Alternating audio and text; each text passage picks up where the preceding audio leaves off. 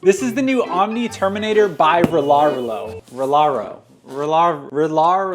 I'm getting better at this. This is like the cream of the crop of their bashing series. This thing's four-wheel drive, 7075 alloy chassis, carbon fiber parts, and not to mention oil-filled shocks, center differentials. It's got a 45 amp ESC and a bunch of other specifications. You can pause the video if you want to check this out. It does 50 miles an hour, or well, so they claim, but we're gonna try that out in this video. Let's see what we got in the box. I'm excited for this one. All right, so we've got a bag of goodies here. Looks like we got some extra Rlaarlo battery straps, a ton of extra parts. Holy crap. Aha, this is what I was wondering. Is it 50 miles an hour with optional gearing? I believe so, and there is an extra gear here. So my guess is that's the case. Like some extra light wires, battery charger, wheelie bar, instruction manual, bunch of stickers. Ooh, what's this? Oh, that is a nice touch. What the heck? Why aren't more RC car manufacturers putting stuff like this inside of their kits? I mean, this thing looks awesome. Might have to just hang this up in the shop. I've got some stickers. Typically, I never throw this stuff on, but if you guys want me to start throwing this stuff on, let me know in the comments down below. I don't know, a lot of extra work, and I don't think it makes it look that much better. Transmitter. Wow, this is freaking nice. You know what's crazy? This is a better transmitter than both Traxxas and Arrma have been putting in their cars recently. And check this out. They actually have a one-finger steering knob built right into the transmitter. That's something usually you have to buy extra. It's even got this little metal carabiner clip here on the back. I think that's what you would call that to, you know, put a strap on. 6-channel transmitter. It's got extra buttons down here. I wonder what those do. I was gonna look it up now, but we'll figure it out later in this video. But just all around, why aren't RC car manufacturers putting more into their transmitters just like Rlaarlo is? Oh, don't, wait. Oh, that's interesting. 1 second. There's a USB-C port. I don't know if you can see it. There it is. Hello, focus. There's a USB-C port here on the side of the transmitter, which I was like, oh, maybe it's rechargeable, but it does still have a spot for 4 AA batteries on the bottom. I wonder what that's all about. A lot to unpack in this unboxing, that's for sure. Let's keep going. Oh, and it's gonna be in another video, but we've also got the XTS here. Oh. Figured the wheels would be pre-mounted. Looks like we're gonna have to throw those on. There's the other one. These feel freaking awesome. What the heck is going on with these cars, man? This is crazy. Like, these tires are better than you would see on any Arrma or Traxxas coming out of the factory recently. I mean, these are freaking sick. Also, standard 12mm hex in here, so if for some reason these ever blew apart and you didn't want to buy these ones again, you could throw any RC car tire pretty much you could get from a hobby shop inside of this car here. So that's just crazy. Wow. The XT60 connector is a little bit of a bummer. I much prefer the EC3s or EC5s, but this will do the job. All right, I'm not trying to talk this thing up too much before we've actually driven it, but this thing looks better quality than I have seen in any RC car that I have looked at in the last probably year and a half. This thing is just absolutely filled with the best of the best parts all the way around. Carbon fiber, oil-filled shocks, 4-wheel drive, a nice looking light bar, decent battery connectors. Let's take a look at the battery real quick. Even just like the paint job that was done on this body just looks literally absolute 5-star. It looks freaking amazing. For the battery, we're looking at a 3-cell 2200 milliamp pack. It's got a 35C discharge. And another thing I always like doing on RC car batteries, right when I get them from the manufacturer, I like to plug them in and see what the voltage was that they were actually shipped at. And on this one, it was only shipped with, yikes, only about 8% charged. This is severely discharged. It's probably gonna be fine, but I expect batteries to be shipped closer to like 50% charge, so hopefully it's all right. I mean, just look at this though. From this motor to the ESC, the receiver that's inside of this waterproof box, steel shock towers, oil-filled shocks, double wishbone suspension, front and rear, plenty of travel here. The light bar, not to mention this absolutely crazy looking 7075 alloy chassis all painted up. This just looks freaking sweet. All right, let's get all these wheels thrown on. Also, another nice touch here, Rlaarlo. When they ship these, they put these little rubber grommets covering up the threads that you mount your wheels to. That's really good because it's gonna stop those from getting damaged in shipping. Never see an RC car manufacturer do that again, which I think is becoming a trend of this video.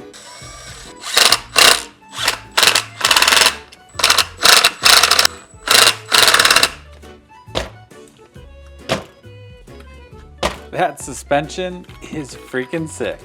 Feels so good. This is an interesting thing I've never seen before. On the A-arms here, if I can show this somewhere. Right at the base of the shock here, all of these A-arms have carbon fiber plates bolted to them, which is honestly kind of crazy. Even like this little fan guard that's on top of the ESC, that is made out of metal, which on pretty much every other ESC in the world, that would be plastic. Also, something I didn't show earlier, but it was probably expected by most of you, down there is a hobby grade servo. If that servo ever fried, you could go to a local hobby shop and pick one up. That's something I've been trying to point out in most of the videos I make. If there's parts in an RC car, because a lot of the RC cars I review are from Amazon. Some of them, if you're gonna buy parts, you gotta buy them from AliExpress or Temu, or order them online from the manufacturer straight from China. It's kind of a pain in the ass. So I try to make a point whenever I'm using an RC car that has parts in it that you can go to the local hobby shop and pick up to replace. I try to point that out in videos because it'll make your life a lot easier if when your motor dies, your ESC, your receiver, whatever it be, you can just drive down to your local hobby shop and pick up some new gear, which is always a really nice thing. Let me just show you guys real quick how everything looks with the body on.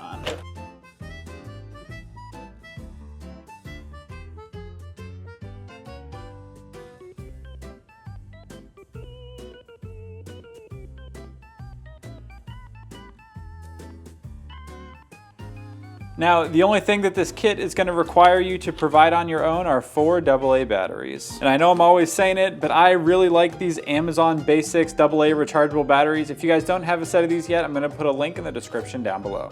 All right, this is kind of funny. When you turn it on, it plays a little sound. On the top here, it shows you how many volts are left in the batteries inside of the controller. It almost looks like it has a telemetry unit to show you what the voltage of the actual RC car battery is. That would be really nice if that actually works. Oh, that's actually nice. I was just sitting here looking at the manual for a second, and the transmitter turned off after about a minute of not being connected to the car. This is nice. It actually shows you the part number for all of the upgraded aluminum parts if you wanted to replace the plastic ones inside of the car. All right, I'm having a hard time in the manual figuring out exactly what all of these buttons do. My guess is that one of them is a speed selector, so like slow, medium, and high speed. This is all clearly labeled as trim buttons, power button. You have a channel 5, 6, and then these look like maybe reverse switches, but I did see that underneath of the battery tray that there was a reversing panel down there as well. You gotta love the one-handed steering. That is such a nice feature. Also, the other thing, it does come with this wheelie bar like I showed earlier in the video. I don't put these on just because I think that they make the RC cars look less scale, and I think that just the way it is with the bumper is the way it looks the best, but it does mean if we do a wheelie, it's gonna end up, whoa, flipping over. I'm just waiting for this battery to finish charging here. It looks like we're maybe approaching halfway done. So once this is done, we're gonna go out in the field and try it out. All right, before we do the speed test, I just wanna show you this power. This thing is freaking nuts. Holy crap. All right, gonna strap the GPS on, then we're gonna try out the top speed. All right, we're zeroed out. Throw a little tape on this thing. The aerodynamic way, since people have been complaining about this. Oh! Oh my God, yo, this thing rips. Look at it go. Oh, it's so stable.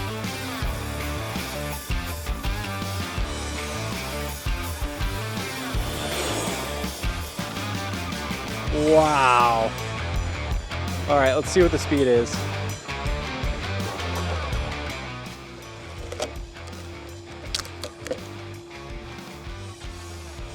All right, we've got 36 miles an hour, and that is on 3S, so not too bad. I was hoping, honestly, over 40, but 36 will do. We are gonna be bashing this thing in the snow today, and I don't know, just maybe out on the pavement a little bit. I wonder if we can do this little jump here. Oh!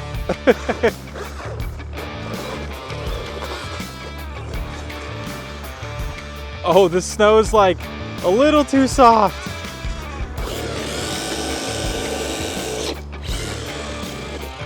The snow is just a little bit too soft. Maybe if we just go fast. Oh! Oh! Oh my God! Oh no. My battery voltage on my transmitter is low and it's not connecting to the car anymore. That is 100% my fault. I should have checked the batteries before I put them in this transmitter. I've been using these ones for quite a while. Crap. And there's not a shot that I have extras in my bag. Looks like we're coming back another day. Such a rookie freaking mistake. First impressions though, this thing's fast. And also, I did notice after doing the first speed test that the throttle, there's like a little knob you can adjust how much power you're allowing the car to have, and it was only set at 75%. So we're gonna have to do another speed run because I think the first one may have been faulty. All right, it's a handful of days later. I recharged the batteries that go in my transmitters, and that was the issue. I don't know why when the batteries just got a little bit low, the connection just dropped off altogether instead of, I don't know, usually batteries work until they don't. These seem to fall off, but they're rechargeable batteries. I don't know if that had anything to do with it. I'm gonna stop rambling. I've got the GPS mount back on, and we're gonna try the speed test again. Oh, that didn't last very long. God, this thing has some freaking, oh no. All right, give me a second. All right, I retaped it. Let's try again.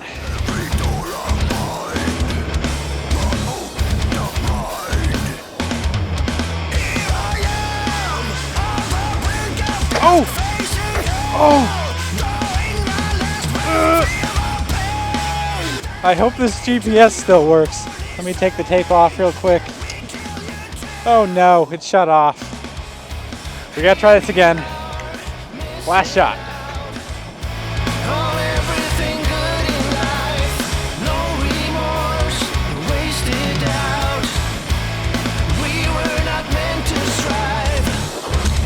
Oh, please tell me you didn't shut off. What the heck? Jeez, what is going on with this GPS? I don't know if it's because I've smashed the thing on the ground a dozen times, but it is not reading the top speed anymore. So it's faster with the speed turned all the way up. I'm guessing like 40 miles an hour, but I'm gonna have to order another one of these because this one has seen better days.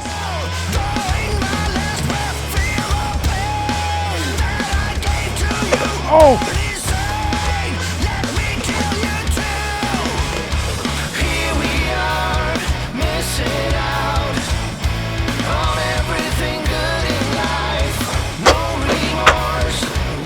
Oh no! We were not meant to strive.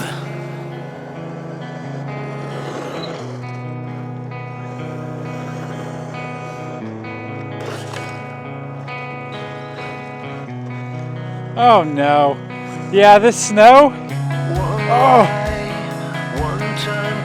It's too deep.